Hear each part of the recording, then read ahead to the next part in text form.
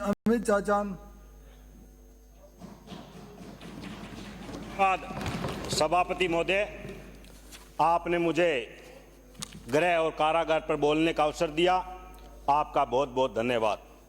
माननीय सभापति महोदय, जब हमारे विपक्ष के साथी कई बोल रहे थे, बार बार संसदीय मंत्री खड़े होकर शब्द विलोपन का कह रहे थे कि अधिकारियों पे आप ये आरोप ना लगाए, आप करो तो रासलीला, हम करें तो करैक्टर ढीला।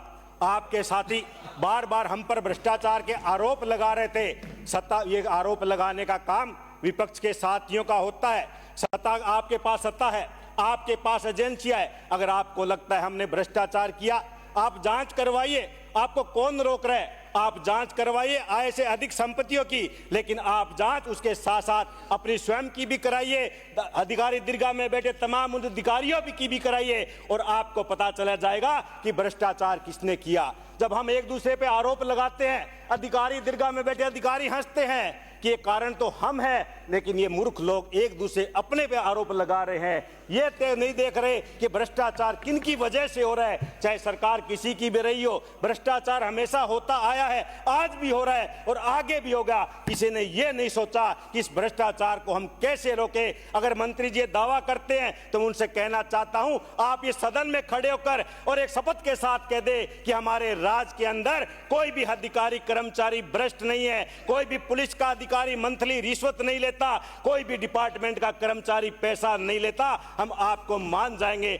आप जांच करवा लें। आरोप प्रत्यारोप लगाना आसान है, लेकिन हमें सोचना होगा इस पे हम कंट्रोल कैसे करें, इसको हम कम कैसे करें। आज दिन प्रतिदिन हमें इस बात पे मंथन करना होगा कि पुलिस की जो गरिमा थी, जो पहले उनका मान और सम्मान किया जाता था, जो उनकी इज्जत होती थी, आज वो दिन प्रतिदिन घटती क्यों जा रही है। पुलिस अधिकारियों की इज्जत कम होती क्यों जा रही है, ये हमें सोचना होगा। मैं ये नहीं कहता कि तमाम अधिकारी कर्मचारी भ्रष्ट होते हैं, लेकिन एक मछली भी तालाब को गंदा कर देती है। हमें उन अधिकारियों की लिस्ट बनानी होगी, उन अधिकारियों को चिन्हित करना होगा कि जिनके जिलों में थानों की बोलियां लगती है, और जो बड़े वो पाए वो हमें चिन्हित करते हुए उन पे हमें कंट्रोल करना होगा, तब जाकर हम क्राइम को रोक सकते हैं। आज मेरे हनुमानगढ़ जिले की मैं बात करूं, इतना नशा बिक रहा है, चाहे वो चिट्टे की बात करें, चाहे वो मेडिकेटेड नशे की बात करें, चाहे वो जहरीली शराब की बात करें, चाहे वो अवैध शराब की बात करें।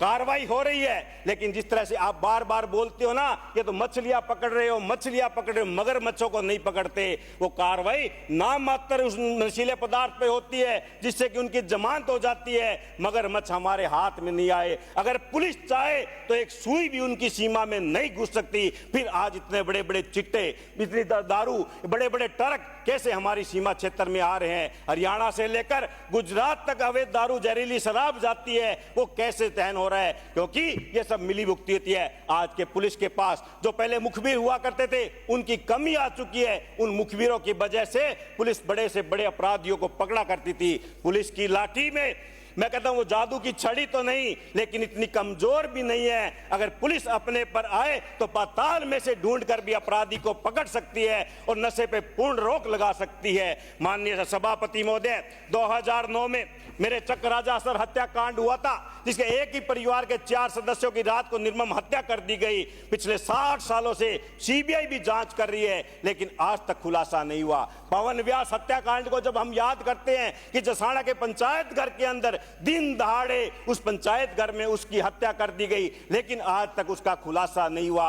अगर पुलिस चाहे तो उन अपराधियों को पकड़ सकती है, लेकिन हमें संदेह होता है कि जो शुरुआती अनुसंधान हुआ था, कहीं ना कहीं उसमें कमी रह गई। इस वजह से वो अपराधी हमारे धूर से बाहर है, वो आज पकड़ में नहीं आ रहे। माननीय अध्यक्ष महोदय, जो पहले होता था आम जन में विश्वास, अपराधियों में डर, आज तो ये सब उल्टा हो चुका है। आम जन में तो ये डर पैदा हो चुका है और अपराधियों में एक विश्वास जाग चुका है। क्योंकि जहां भी थाने के अधिकारियों के पास बात करें, जो बड़े बड़े अपराधी जो इस 2 नंबर का काम करते हैं, जो भू माफिया, शराब माफिया हो, वो थाने में बैठकर पंचायती करने का काम इस कार्य राज्य में कर रहे हैं। ये माननीय बताना चाहता हूं, यह दर्द सिर्फ विपक्ष के साथियों का नहीं, सत्ता पक्ष के साथी जिन्होंने सरकार की तरफ से आज इस डिमांड पे शुरुआत की थी। डेगाना से आने वाले सदस्य है, जो एक सीनियर सदस्य मंत्री भी रहे हैं, उनका भी दर्द इस सदन के अंदर झलका था कि उनके भी जिले के अंदर कोई कार्रवाई नहीं हो रही। ये सत्ता पक्ष के साथियों ने भी आरोप माननीय सभापति महोदय लगाए हैं।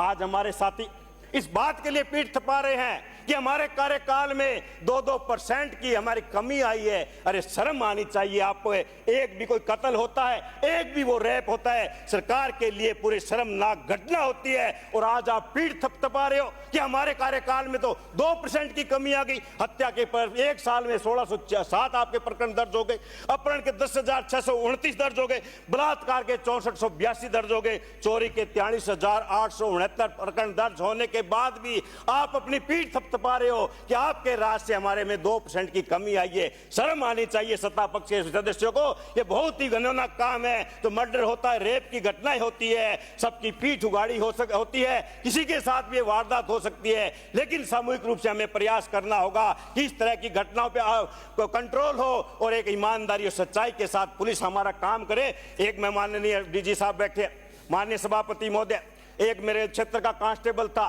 सुभाष काडवासा 2202, जो गंगानगर में चुनाव के दौरान 2015 में पदस्थापित था। उन्हें चक्कर आया, कोमा में वो चला गया और आज 10 वर्षों से वो कोमा के अंदर है। हमारी सरकार थी, एक नियम भी हमने बनाया था कि संपूर्ण दिव्यांग के आश्रितों को अनुकंपा नियुक्ति मिलेगी। मेडिकल बोर्ड से उसको 100% संपूर्ण दिव्यांग का सर्टिफिकेट भी मिला है। मैं आपसे अनुरोध करूंगा, नियमों में स्थिरता देते हुए उसके परिवार को अनुकंपा नियुक्ति दी जानी चाहिए, क्योंकि 10 वर्षों से उसके परिवार की दयनीय स्थिति है। आपके ही परिवार का वो सदस्य रहा है, कांस्टेबल चुनाव ड्यूटी के दौरान हुआ है माननीय सभापति महोदय। इसलिए मैं सरकार से निवेदन करूंगा कि आप नियमों में स्थिरता देते हुए उसके परिवार को अनुकंपा नियुक्ति देने का आप काम करेंगे। माननीय सदस्य महोदय, यह सरकार की तो वो बात हो गई जो कहावत है, ऊंची दुकान फीके पकवान, थोथा चना बाजे घना। बातें तो बड़ी बड़ी करते हैं, लेकिन धरातल पर इनका कोई काम नहीं है। मैं कहना चाहूंगा, रास्ता भी जानता हूं, चलना भी जानता हूं, मैं आग हूं, तबीयत से जलना भी जानता हूं। मुझे मोम ना समझो जो झट से पिघल जाएगा, मैं वो सूरज हूं जो डूब कर निकलना भी जानता हूं। माननीय सभापति महोदय, मेरे क्षेत्र के अंदर पूर्व में एक मेघाना की चौकी स्वीकृत हुई थी, जिसका संचालन भी शुरू हो चुका, जमीन भी आवंटन कर दी गई है और अस्थायी भवन भी दे दिया गया है, लेकिन 1.25 साल से वो आपने चौकी को बंद कर दिया। उसमें किसी भी स्टाफ को आपने नहीं लगाया। मैंने कई बार एसपी साहब से बात भी की है, तो मेरा वो निवेदन है, जो मेघाना चौकी स्वीकृत की गई थी उसका आप संचालन किया जाए। 3 पुलिस थानों की बिल्डिंगों का मेरे काम चल रहा है, लेकिन सरकार ने बजट रोक रखा है, वो काम धीमी गति से चल रहा है। ये भी मेरा आपसे निवेदन रहेगा। और जो इतने भी थानों में हमें नफरी को बढ़ाना होगा, हमें संसाधन उनको देने होंगे, अच्छी गाड़ियां उनको देनी होगी, अच्छे हथियार हमें देने होंगे। और कांस्टेबलों की सारी पीड़ा जो सबने बताई कि कांस्टेबलों को भी हमारे जो भत्ता है, चाहे वो यात्रा भत्ता हो, चाहे वो मेस का भत्ता हो या अन्य किसी तरह का हो, क्योंकि लास्ट कांस्टेबल हमारे इस डिपार्टमेंट में अंतिम कड़ी है, हमें उसे आगे बढ़ाना होगा, उसको मजबूत करना होगा, जिससे कि वो बीट अधिकारी के रूप में हमारी सेवा कर सके और अपराधियों को पकड़ सके। आपने मुझे समय दिया, आपका बहुत बहुत आभार, धन्यवाद। जय हिंद। श्री